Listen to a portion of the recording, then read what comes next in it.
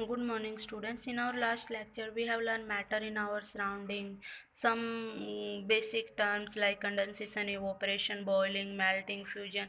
है ना? Now I am again discussing that term and some questions related to temperature and state of matters. तो first is sublimation. हमने sublimation नहीं पढ़ा था भाई. सब्लिमेशन का मतलब क्या होता है कि सॉलिड का डायरेक्ट गैस में कन्वर्ट हो जाना. ठीक है. सॉलिड देखो, अभी तक हमने क्या पढ़ा था कि सॉलिड को लिक्विड में कन्वर्ट कर सकते हैं, लिक्विड को गैस में, गैस से सॉलिड में, सॉलिड से लिक्विड में. लेकिन सब्लिमेशन एक ऐसी प्रोसेस होती है भाई जिसमें सॉलिड को लिक्विड में जाने की ज़रूरत नहीं पड़ती है. हमारा सॉलिड डायरेक्ट गैस में कन्वर्ट हो जाता है. ठीक है. लाइक हमारी नैप्थलीन बोल, आपने देखा होगा कि कपड़ों में चूहे वगैरह ना काटे या उसमें हमारे इंसेक्ट्स वगैरह लग के उसको ख़राब ना करें, हम उसमें नैप्थलीन बॉल डाल देते हैं. और जब हम कपड़ों को पहनते हैं, यूज करते हैं बेटा, तो हम देखते हैं उनमें एक स्मेल हो जाती है. नैप्थलीन बॉल वाइट कलर की बॉल होती है बेटा, है ना, वाइट कलर की टैबलेट होती है सॉलिड फॉर्म में. लेकिन जब हम उनको एक 5-6 महीने के बाद देखते हैं तो वो डिसअपियर हो जाती हैं बॉल, और एक स्मेल उनकी रह जाती है. और स्मेल किसके अंदर होती है भाई? गैसेस के अंदर होती है. तो मतलब वो गैसियस फॉर्म में कन्वर्ट हो गया है. तो सॉलिड डायरेक्ट वहाँ गैस में कन्वर्ट हुआ है बेटा, और उस प्रोसेस को हम कहते हैं सब्लिमेशन प्रोसेस. ठीक है भाई. बॉइलिंग मैंने आपको बताया था, जहाँ पे हमारा लिक्विड गैस में कन्वर्ट होता है. मेल्टिंग, जहाँ पे हमारा सॉलिड लिक्विड में कन्वर्ट होता है. फ्रीजिंग, जहाँ पे हमारा लिक्विड सॉलिड में, सॉरी, मेल्टिंग जहाँ पे सॉलिड लिक्विड में कन्वर्ट होता है बेटा, और मेल्टिंग जहाँ पे लिक्विड सॉलिड में कन्वर्ट होता है. इवोपरेशन, जहाँ पे हमारा लिक्विड गैस में कन्वर्ट होता है. वेपोराइजेशन, जहाँ पे हमारा लिक्विड गैस में. दोनों में मैंने डिफरेंस बताया था, यहाँ भी लिक्विड गैस में, यहाँ भी लिक्विड गैस में, बट ये एक फिक्स टेम्परेचर पे होता है बेटा, और ये एट एनी टेम्परेचर हो जाता है. डिफ्यूजन का मतलब हमने क्या पढ़ा था? किसी भी चीज़ का हाई कंसंट्रेशन से लो कंसंट्रेशन की तरफ जाना. जैसे अगरबत्ती की स्मेल पहले एक कॉर्नर में हमने उसको लगाया था, वहाँ से पूरे रूम में फैली, मतलब वो हाई कंसंट्रेशन से लो कंसंट्रेशन में चली गई है. ठीक है. उसके बाद हमने लेटेंट हीट पढ़ा था. लेटेंट हीट के बेस में कुछ क्वेश्चन भी आपको करवाऊंगी. तो लेटेंट हीट का मतलब क्या था बेटा? हिडन हीट, छुपी हुई हीट. मैंने देखा कि वाटर को हमने 100 डिग्री सेल्सियस पे कन्वर्ट तक गर्म करा बेटा. उसके बाद वो वेपर में कन्वर्ट होना स्टार्ट हो जाता है, और मैं उसको हीट नीचे से दिए जा रही हूँ. 100 के बाद भी मैंने उसको गर्म करते जा रहे हैं, हीट देते जा रहे हैं, लेकिन टेम्परेचर नहीं बढ़ रहा. तो वो टेम्परेचर, वो हीट कहाँ यूज हो रही है? उस सब्सटेंस की स्टेट चेंज करने में यूज हो रही है बेटा, उस लिक्विड को वेपर में बदलने में यूज हो रही है, जिसको हम लेटेंट हीट, हिडन हीट बोलते हैं.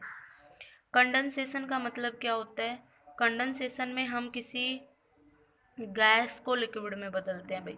जैसे मैंने आपको बताया था कि ठंडा पानी जब होता है तो उसके गिलास में जब डालते हैं तो गिलास के चारों तरफ भी वो पानी की बूंदें लग जाती है. उसका रीजन क्या है? कि इन्वायरमेंट में प्रेजेंट गैस कंडेंस होती है लिक्विड में बेटा. ठीक है. तो कंडेंसेशन में क्या होता है? हमारा गैस कन्वर्ट होता है लिक्विड के अंदर. ठीक है. उसके बाद हमारे तीनों स्टेट ऑफ मैटर देखिए. सॉलिड को लिक्विड में बदल सकते हैं with the help of fusion या मेल्टिंग, और लिक्विड को वापस सॉलिड में भी बदल सकते हैं भाई with the help of solidification. ठीक है. लिक्विड को गैस में बदल सकते हैं with the help of boiling या वेपोराइजेशन, और अभी हमने देखा कि गैस को लिक्विड में भी बदल सकते हैं with the help of condensation. ठीक है. सॉलिड को गैस में बदल सकते हैं with the help of sublimation, and gas को भी सॉलिड में बदल सकते हैं with the help of sublimation. ठीक है. तो ये सारी की सारी टर्म यहाँ पे यूज हो रही है. उसके बाद हम सॉलिड, लिक्विड और गैस में कुछ डिफरेंसेस देख लेते हैं. कल मैंने क्वेश्चन दिए थे, उसमें ये एक क्वेश्चन था कि आप force of attraction, density, fluidity, compressibility और काइनेटिक एनर्जी के बेसिस पे हमें सॉलिड, लिक्विड और गैस में डिफरेंस बताइए. तो फोर्स ऑफ अट्रैक्शन की अगर मैं बात करूँ तो बेटा, सो सॉलिड के पार्टिकल होते हैं ना, वो बहुत ज़्यादा क्लोज पैक होते हैं इस तरीके से. ठीक है. लेकिन लिक्विड के पार्टिकल थोड़े थोड़े दूर होते हैं. लेकिन अगर मैं गैस के पार्टिकल की बात करूं तो भाई वो बहुत ज़्यादा दूर होते हैं. ठीक है. तो सॉलिड के पार्टिकल बहुत क्लोज पैक होते हैं, मतलब कि उनके बीच में स्पेस क्या है? बहुत कम है. स्पेस बहुत कम है, तो फोर्स ऑफ अट्रैक्शन क्या हो जाएगा भाई? बहुत ज़्यादा हाई हो जाएगा. अगर हम, तो इसमें फोर्स ऑफ अट्रैक्शन बहुत ज़्यादा हाई होता है.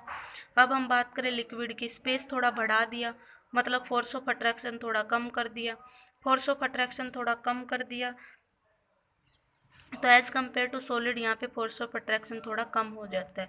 गैस में बात करें तो पार्टिकल बहुत ज़्यादा दूर दूर होते हुए, बहुत ज़्यादा स्पेस होता है गैसियस पार्टिकल के बीच में, तो उनके बीच में फोर्स ऑफ अट्रैक्शन बहुत ज़्यादा वीक होता है।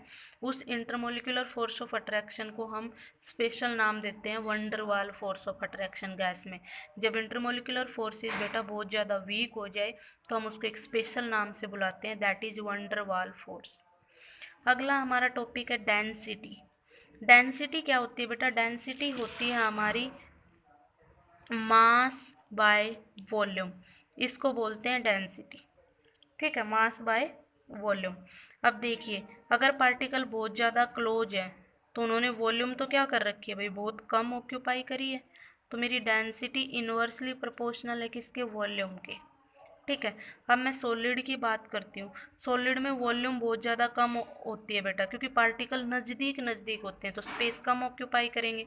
वॉल्यूम ज़्यादा होगी तो डेंसिटी, सॉरी, सॉलिड में पार्टिकल बहुत ज़्यादा क्लोज है बेटा, बहुत ज़्यादा क्लोज है तो स्पेस कम ऑक्यूपाई किया, कम स्पेस ऑक्यूपाई किया मतलब वॉल्यूम उनकी कम हो गई, और वॉल्यूम जिनकी कम उनकी डेंसिटी ज़्यादा, क्योंकि एक दूसरे के इन्वर्सली प्रोपोर्शनल है। तो सॉलिड की डेंसिटी क्या होती है बेटा? सबसे हाई होती है। ठीक है, फिर अगर मैं लिक्विड में बात करूँ तो थोड़े पार्टिकल दूर दूर है, थोड़ी वॉल्यूम ज़्यादा हो गई, थोड़ी डेंसिटी कम हो जाएगी। गैस की बात करें, पार्टिकल बहुत ज़्यादा दूर दूर है, वॉल्यूम बहुत ज़्यादा हाई हो गई और डेंसिटी बहुत ही ज़्यादा कम हो गई। ठीक बेटा, तो सबसे ज़्यादा डेंसिटी होती है सॉलिड की, फिर लिक्विड की, और फिर गैस की। यही कारण है कि अगर मैं पानी के अंदर किसी आयरन को डाल लूँ, आयरन का मैंने पीस डाला तो वो पानी के अंदर बेटा डूब जाएगा। क्यों? क्योंकि आयरन की डेंसिटी हाई थी उस वाटर के कंपैरिजन में। आयरन एक सॉलिड है and solid have high density as compare to liquid. लेकिन आइस में उल्टा होता है बेटा, और वो मैं एक्सप्लेन कर चुकी हूँ। आइस के स्ट्रक्चर की वजह से, उसमें प्रेजेंट हाइड्रोजन बॉन्डिंग की वजह से आइस की डेंसिटी हाई होने की बजाय कम हो जाती है बेटा, और आइस पानी में डूबने की बजाय फ्लोट करना स्टार्ट कर देती है। वो एक एक्सेप्शनल केस है जो हम डिस्कस कर चुके हैं। उसके अलावा आपका कोई भी सॉलिड चीज़ रहेगा वो हमेशा पानी के अंदर, लिक्विड के अंदर डूब जाएगा, क्योंकि सॉलिड की डेंसिटी हमेशा ज़्यादा होती है एज कंपेयर टू बेटा लिक्विड के। अगला हमारा फैक्टर है बेटा फ्लूइडिटी। फ्लूइडिटी का मतलब क्या होता है? टेंडेंसी टू फ्लो बेटा, फ्लो करने की टेंडेंसी। अब देखिए, सॉलिड के पार्टिकल इतने क्लोज एक दूसरे को जकड़ के रखे हुए हैं, पकड़े हुए हैं, तो क्या वो फ्लो कर पाएंगे? वो तो एक दूसरे से दूर ही नहीं जा सकते, तो फ्लो कैसे करेंगे? लिक्विड में थोड़ा सा पार्टिकल के बीच में गैप बढ़ गया है तो वो फ्लो कर पाएंगे। अगर गैस की बात करें तो गैप बहुत ज़्यादा बढ़ जाता है, ईजिली फ्लो कर सकते हैं। तो फ्लूइडिटी किसकी होती है बेटा? लिक्विड और गैस की होती है। Solid don't have tendency to flow. ठीक है भाई, सॉलिड की फ्लो करने की टेंडेंसी नहीं होती, क्योंकि उनके पार्टिकल बहुत ज़्यादा क्लोज होते हैं, उनमें स्पेस बहुत कम होता है, उनका इंटरमोलिकुलर फोर्स बहुत ज़्यादा हाई होता है। सॉलिड में एक अलग प्रॉपर्टी होती है बेटा, रिजिडिटी होती है सॉलिड के अंदर। सॉलिड के अंदर क्या होती है? रिजिडिटी, हार्ड होते हैं वो। स्पेस बहुत कम होने की वजह से, इंटरमोलिकुलर फोर्स ज़्यादा होने की वजह से वो हार्ड होते हैं, और उस प्रॉपर्टी को बोलते हैं रिजिड होना। रिजिडिटी है सॉलिड के अंदर। अगला हमारा टॉपिक है कंप्रेसिबिलिटी। कंप्रेसिबिलिटी का मतलब कंप्रेस करना। अब देखो, सॉलिड में बेटा गैप ही नहीं है, तो मैं उनको दबाऊंगी तो क्या वो दबेंगे? नहीं, क्योंकि स्पेस ही नहीं है, तो वो नीचे कैसे जाएंगे? नहीं जा पाएंगे। तो हमारे सॉलिड कंप्रेसिबल नहीं होते, क्योंकि उनके बीच में गैप नहीं है। लिक्विड में थोड़ा सा गैप है, थोड़े से कंप्रेसिबल हो सकते हैं, या ये कह सकते हैं कि ना के बराबर ही है ना। लेकिन गैस की जब हम बात करेंगे ना बेटा, तो गैस में बहुत ज़्यादा गैप होता है, और उनको ईजिली हम कंप्रेस कर सकते हैं। और अगर हाई प्रेशर लगा दें हम तो गैस को बहुत ज़्यादा कंप्रेस कर सकते हैं बेटा। और एक लिक्विफिकेशन ऑफ गैस होता है। लिक्विफिकेशन मतलब लिक्विफाई करना गैस को, गैस में गैस को लिक्विड में बदलना, लिक्विफिकेशन का मतलब बेटा। तो हम गैस को लिक्विफाई कर सकते हैं, लिक्विड में बदल सकते हैं। कब? जब हम उस गैस पे हाई प्रेशर अप्लाई कर दें और टेम्परेचर को क्या कर दे बेटा? लो कर दे। ठीक है, अगर हम प्रेशर को हाई कर दें और टेम्परेचर को लो कर दें तो हम एक गैस को क्या कर सकते हैं बेटा? लिक्विफाई कर सकते हैं। ठीक है, उसके बाद हमारी अगला जो टर्म है दैट इज हमारा अच्छा, कंप्रेसिबिलिटी मैं आपको बता चुकी हूँ कि solid are not compressible, liquid and gases are compressible, gases are very highly compressible and gas can be liquefy by applying high pressure and low temperature. उसके बाद लास्ट फैक्टर है बेटा काइनेटिक एनर्जी। काइनेटिक एनर्जी भी tendency to move ही होती है, move करने की टेंडेंसी। और अगर मैं देखूं तो सॉलिड के पार्टिकल तो चिपके हुए हैं भाई एक दूसरे से, तो वो तो मूव ही नहीं कर पाते, तो बस वो वाइब्रेट करते हैं, अपने ही वाइब्रेशनल मोशन होता है, अपनी पोजीशन पे मूव करते हैं बेटा, वैसे फ्लो नहीं कर पाते, वैसे मूव नहीं कर पाते, तो काइनेटिक एनर्जी क्या रहेगी उनके, बहुत कम रहेगी। लिक्विड में बात करें पार्टिकल थोड़े दूर है, थोड़ा सा मूव कर रहे हैं, काइनेटिक एनर्जी बढ़ रही है। और गैसेस में बात करें तो पार्टिकल बहुत ज़्यादा दूर दूर होते हैं, और गैसेस के पार्टिकल बहुत ज़्यादा टेंडेंसी रखते हैं बेटा फ्लो करने की, बहुत ज़्यादा हाई काइनेटिक एनर्जी होने की वजह से। ठीक है, कोई हमें यूँ कहे कि हम पानी में तैर रहे हैं पानी को दूर करके, क्योंकि पानी के बीच में स्पेस होता है बेटा, हम उसको पानी के स्पेस में से जाते हैं। और हम वही सॉलिड की बात करें, सॉलिड को हम तोड़ रहे हैं, तोड़ना मुश्किल होता है क्योंकि स्पेस नहीं होता उनके बीच में उतना। ठीक है बेटा, अब अगला हमारा क्वेश्चन है कि हमें बताना है 250 डिग्री सेल्सियस पे स्टेट क्या रहेगी। तो बेटा देखो 100 डिग्री सेल्सियस पे कोई लिक्विड किस में कन्वर्ट होना गैस स्टार्ट करता है, गैस में। और 250 पे तो वो कंप्लीट गैस बन गया होगा, तो 250 डिग्री सेल्सियस पे सब्सटेंस की स्टेट क्या होती है बेटा, गैस होती है। 100 डिग्री सेल्सियस, 100 डिग्री सेल्सियस वो स्टेज है भाई जहाँ पे हमारा जो लिक्विड है वो गैस में बनना स्टार्ट होता है, पर पूरा लिक्विड गैस नहीं बनता है। तो मतलब कुछ फॉर्म हमारी लिक्विड की मिलेंगी 100 डिग्री सेल्सियस पे, और कुछ फॉर्म हमारी गैस की मिलेंगी।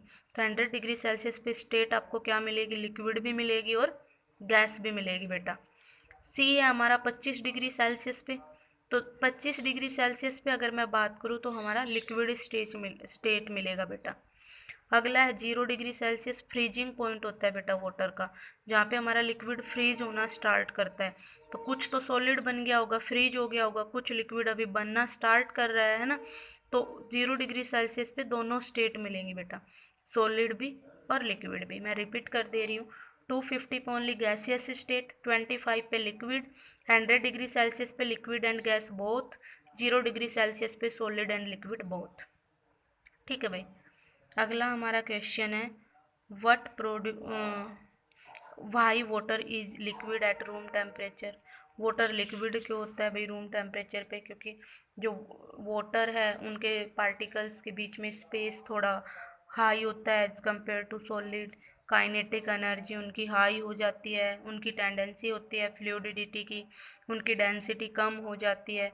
यही कारण है कि हमारा जो वाटर है वो लिक्विड होता है रूम टेम्परेचर पे भाई। नैप्थलीन बॉल डिसअपियर क्यों हो जाती है, क्योंकि नैप्थलीन में कौन सी प्रोसेस होती है बेटा, सब्लिमेशन प्रोसेस होती है। सब्लिमेशन मतलब सॉलिड से वो डायरेक्ट गैस में बदलता है, और इसीलिए गैस हमें दिखाई नहीं देती, सिर्फ उसकी स्मेल से पता चलता है कि गैस है। इसीलिए हमारी नैप्थलीन बॉल डिसअपियर हो जाती है, क्योंकि हमारा सॉलिड किस में कन्वर्ट हो गया है भाई, गैस में कन्वर्ट हो गया है। ठीक है, अगला क्वेश्चन है why ice at 273 kelvin. 273 kelvin को मैं 0 डिग्री सेल्सियस बोल सकती हूँ बेटा। वाई आइस एट 273 केल्विन मतलब 0 degree Celsius more effective in cooling than water at same temperature. देखो बेटा, जब मैं आइस को लिक्विड में बदलूंगी तो मैं उसको हीट दूंगी, तो एक फिक्स हीट जो रहेगी, उसके बाद मेरा क्या है कि जो आइस है वो वाटर में बदलना स्टार्ट हो जाएगा। उसके बाद मैं और हीट दे रही हूँ लेकिन टेम्परेचर नहीं बढ़ रहा बेटा, वो वहीं पे अटका पड़ा है। तो वो हीट कहाँ यूज हो रही है, उस सॉलिड को लिक्विड बदलने में। और वो हमारी हीट कौन सी होगी, लैटेंट हीट ऑफ फ्यूजन। तो अगर मैं वाटर और आइस दोनों में कूलिंग की बात करूँ, कौन ज़्यादा ठंडा होगा बेटा, आइस ज़्यादा ठंडी होगी, क्योंकि वाटर के पास वो हीट तो है जो हमने दी है, आइस वाली तो है ही, प्लस में एक हिडन हीट भी है, लेटेंट हीट ऑफ फ्यूजन, जो उसकी स्टेट को चेंज करवा रही है ना, जो हमें दिखाई नहीं पड़ रही पर एक्चुअल में तो उसके पास है। तो इसलिए हमारी आइस ज़्यादा कूल होती है वाटर के कंपेयर, क्योंकि वाटर के पास एक्स्ट्रा हीट है तो कूलिंग इफेक्ट उसका कम हो जाता है। सेम मैं बात करूँ बॉइलिंग वाटर और स्टीम की, तो देखो बेटा, जब वाटर को मैं स्टीम में कन्वर्ट करूँगी तो हीट दूंगी, 100 डिग्री सेल्सियस पे मेरा वाटर क्या करेगा, स्टीम मतलब वेपर में बदलना स्टार्ट हो जाएगा। उसके बाद मैंने उसको और हीट दी, हमारा वाटर जो है वो गैस में बदल रहा है बेटा, लेकिन हमारा टेम्परेचर हमें चेंज होता नहीं दिखाई दे रहा, क्यों, क्योंकि वो टेम्परेचर, वो हीट यूज हो रही है उस वाटर को स्टीम में बदलने में बेटा। लेटेंट हीट ऑफ वेपोराइजेशन, है ना। तो देखो वाटर और स्टीम में से किसके पास हीट ज़्यादा है? वाटर के पास तो 100 ही थी, स्टीम के पास वो 100 तो है, प्लस में जो स्टेट चेंज करने में हम हीट दे रहे हैं, जो यूज हो रही है, जो लेटेंट हीट है, जो हमें दिखाई नहीं पड़ रही है, वो भी उसी स्टीम के पास है ना। तो स्टीम के पास अमाउंट ऑफ हीट क्या होगी? ज़्यादा होगी। तो कौन ज़्यादा खतरनाक रहेगा, बॉइलिंग वाटर या स्टीम? किस में ज़्यादा जलने की संभावना है? स्टीम में, क्योंकि उसके पास ज़्यादा अमाउंट ऑफ हीट होती है बेटा। उसके बाद हमारा अगला क्वेश्चन है, why palm feel cold we put acetone perfume और पेट्रोल। एसीटोन और जो होता है बेटा, या परफ्यूम और पेट्रोल होता है, उनके पास एक ऐसे सब्सटेंस है, या एसीटोन एक ऐसा सब्सटेंस है जिसके इवोपरेट होने की प्रॉपर्टी होती है भाई। कैसी प्रॉपर्टी होती है? इवोपरेट होने की प्रॉपर्टी। वो इवोपरेट हो जाता है बेटा।